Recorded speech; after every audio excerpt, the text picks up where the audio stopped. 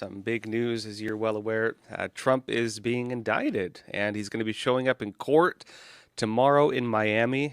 We're actually going to have reporters there. We will be covering it live. So be sure to tune in tomorrow for, I think, most of the day. We'll have a live broadcast going on. Yeah, big news. That being said, two of the big questions are, well, one, can they convict him? That's debatable. I will talk more about that tonight. But number two, is it going to stop him from running? And, really, will it break his support among Republicans? As we discussed last week, Republicans are rallying around him. If anything, this is propelling Trump to the forefront of the Republican Party. And funny enough, I mean, Trump basically has the Republican nomination right now. I don't think there's any chance that's going to be taken from him at this point. And that's the way it is, frankly. But on the question of, well, is he going to keep running? Well, let me show you. Politico had this story, folks. Politico said, Trump vows to stay in the race even if convicted. And it says, Donald Trump vowed Saturday to continue running for president even if he were to be convicted as part of the 37-count federal felony indictment that was issued against him this week. And Trump said in an interview aboard his plane, quote, "I'll never leave. Look, if I would have left, I would have left prior to the original race in 2016. That was a rough one. In theory, that was not doable." It says that Trump is not legally prohibited from running for president from prison or even as a convicted felon. He could be a felon and he could still run for president and he could still win the presidency and he could still become president of the United States as a felon and then pardon himself. It says, though, as well, but such a bid, this is Politico, keep in mind, would nevertheless provide a massive stress test for the country's political and legal system.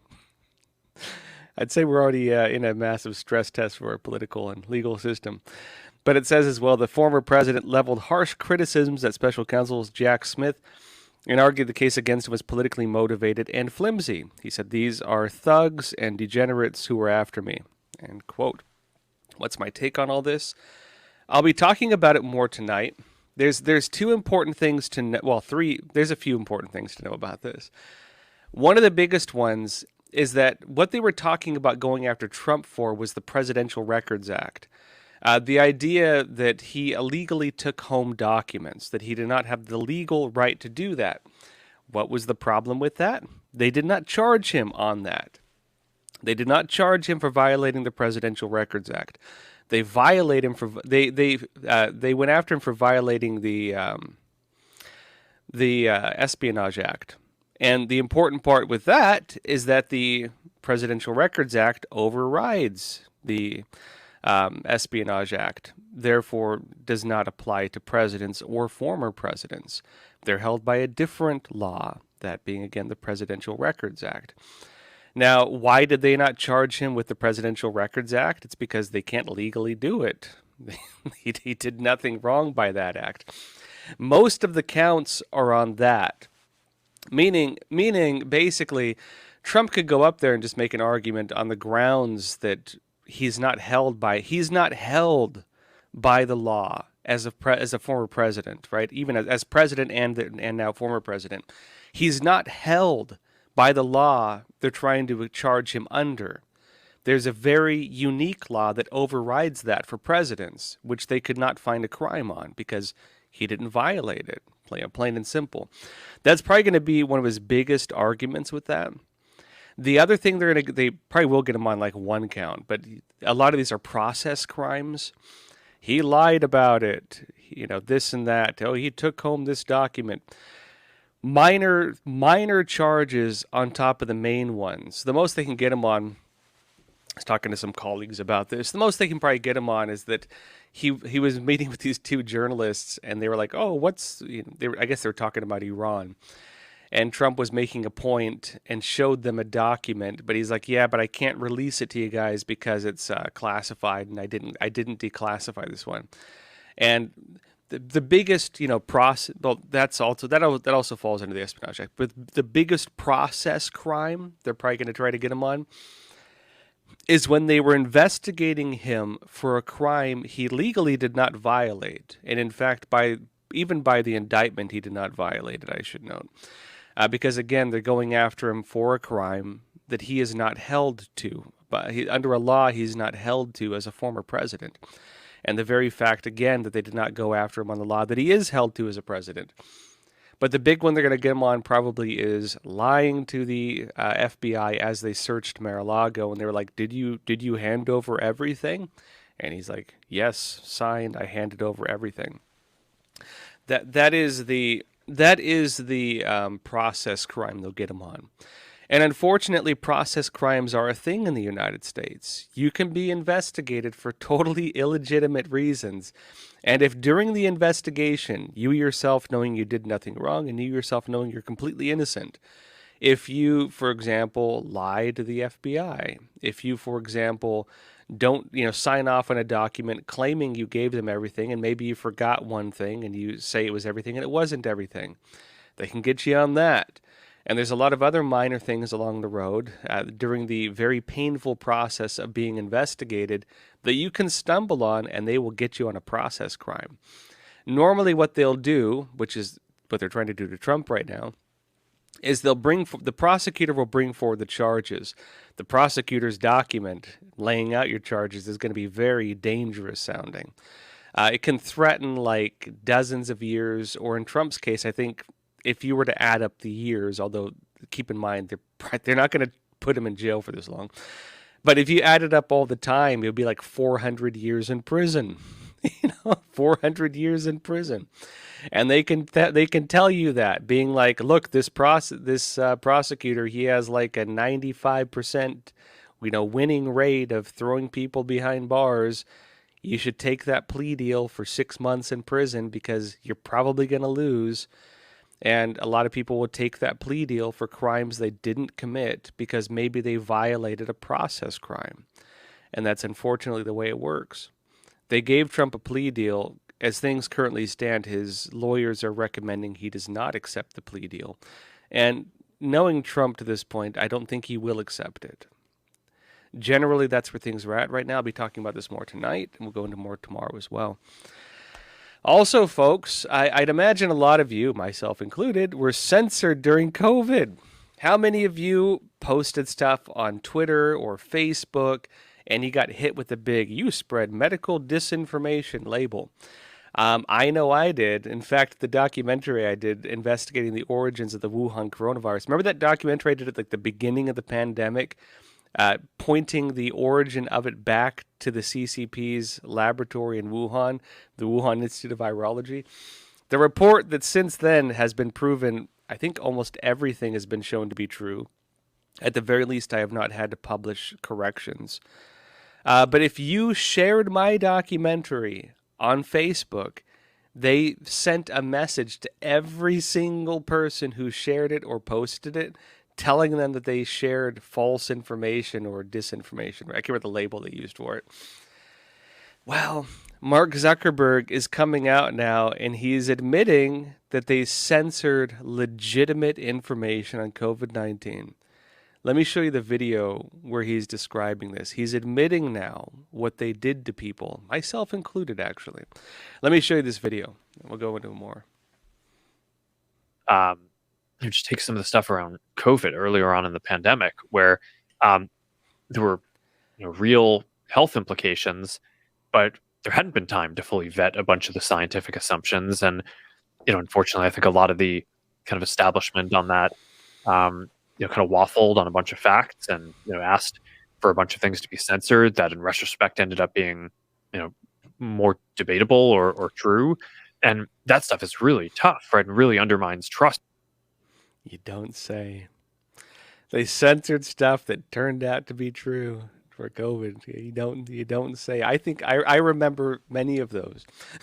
In fact, I remember being censored for many of those. But there's Zuckerberg. It's nice to see him admit it. Generally, though, that was one of the big problems you had with the COVID-19 stuff, because I mean, everything else aside, let's step back from it all and just take a look at what took place. The World Health Organization declared a infodemic, an information pandemic. They had public posts, they had public reports about it, right? Declaring there was an information pandemic. And they said the problem was not just false information, but the problem was too much information. And they were arguing it was a public health threat if people can speak freely, if people can post rebuttals to scientific papers, if people can post medical advice or about working procedures for treatments and so on that they had in their own experience. In other words, what they were trying to shut down was the marketplace of ideas, the place in which all of us freely discuss and judge the validity or lack thereof of each other's statements using our own wisdom. Now, typically you have, the quote unquote trusted sources thrown into the mix. And people, being within the marketplace of ideas, can then, contest these sources. They can put it through the very rigorous test of public debate. That public debate was shut down. The marketplace of ideas was shut down. And all we were left with were the authorities, the authoritative reports, the scientific community, the censorship establishment, big tech, and working hand in hand with federal government censors who were advising them on what to censor. We know the FBI was doing that, for example. And what took place? Well, we found that the quote unquote science they were using as the foundation of their judgments was not accurate. And because there were inaccuracies within the ideas of which treatments work and which ones don't. There were inaccuracies and lack of public transparency on the safety or lack thereof of the vaccines. There was lack of proper debate around masks and whether or not they even work and the other health risks you face even wearing a mask on a daily basis, especially if you're not changing it every day, which you should have been. Many people did not. And if you miss these important things that would come about through open discussion and open debate, you end up with more health problems than you would have had otherwise. What did we see then? We saw that when people are silenced, and when only, the quote-unquote approved authorities are able to provide information, that actually it's a greater risk to health because people typically can hold the individuals to account. If the medical establishment is lying, folks like myself can hold them to account. If there's valid information on the origin of the virus, folks like myself can report it. And that, of course, creates some pressure on these organizations to maybe not give them money next time for the exact same types of programs. We saw, in other words, that the authorities were not as authoritative as they would have liked to believe. And what they're saying now is that this has caused damage to the credibility of the powers that be. That is one of the big narratives going around. There was a funny report, I think, in the UK, where they were like, conspiracies keep being shown to be true. This is a danger to democracy. It was something along those lines. That it's a danger. It's dangerous to society that the conspiracies keep being shown to be true.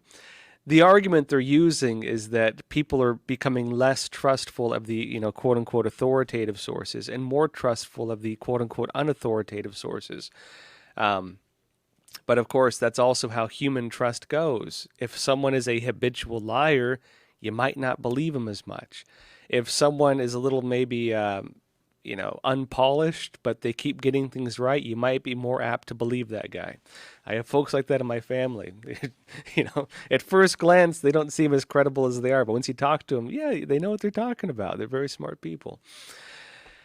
Anyways, funny stuff. One more thing that we'll jump over to Epoch TV. The Chinese Communist Party is building a spying base in Cuba. And this is important because, well, it's like the Cuban Missile Crisis all over again. Only this time with electronic warfare capabilities rather than direct nuclear. Electronic warfare capabilities, you can use them for many things. One of the big ones they're talking about is spying. But there's more to it than that. There's also data manipulation, electronic warfare departments like the former 4th Department of the General Staff Department of the Chinese Communist Party, now under the Strategic Support Force. This organization, for example, could alter information coming out of and going into satellites. They can do cyber attacks. In fact, several members of that organization, that military branch, were actually charged when Trump was president. They can also engage in electronic warfare. People hear about EMP, people hear about microwave weapons, or the weaponization of the electromagnetic spectrum, which they've done experiments on, which microwave would fall under. We know they have these things. We know they're in development. We know they do things that the public is not quite ready to hear, probably. But they're building one of those on a very large scale in Cuba right now. Anyways, we'll talk more about that in the future. That said, folks, let's jump over to Epoch TV, and then we'll jump into questions. So I will see you on Epoch TV. Those of you on YouTube, Rumble, Twitter, Facebook, join us on Epoch TV, EpochTV.com. Link in the description. Breathe the fresh air of freedom. We have great documentaries. My primetime show is there. The Q&A is there. We have a lot of other shows that are very good. And you also help support us and keep our operations going. Did you know, by the way, apparently, I guess just the last financial report we had at Epoch Times, 95% of our funding, 95% of how we are funded is subscribers. It's you folks. We are literally the most independent media on the face of the planet, and that is thanks to you, our subscribers. It is because, funny enough, that we are this is important on a few levels. For a lot of media, right, they're held to the interest of their investors. They're held to the interest of their corporate, heads. They're held to the interest of their donors or whatever else, or their advertisers. And even if they are not openly, for example, changing their content to not anger their investors or taking orders from their investors on what to cover, what not to cover, on a deeper level, they're oftentimes considering that. They're thinking, well, I don't want to, go bad on this company because our main investor is, heavily invested in that company as well. They have to think about these things. At Epoch Times, we don't have that. The only person I am accountable to, the only one pretty much, is you, the subscriber. And again, us being 95% financed by our subscribers, the reader, you, the viewer, you are the one who, we're answering to. That's it. And that gives us a lot of independence. Funny enough, one of the reasons we're in that state is because we refuse to alter our content for the sake of advertisers or investors. We refuse to do it, and so we don't have them that much. But we do have you, and you matter. You matter very much to us. That being said, come subscribe to Epoch Times. We do very vigorous fact checking, and I think you'll find that we often get things right when many people don't. So come join us on Epoch TV, and I'll see you there. And let's jump into questions.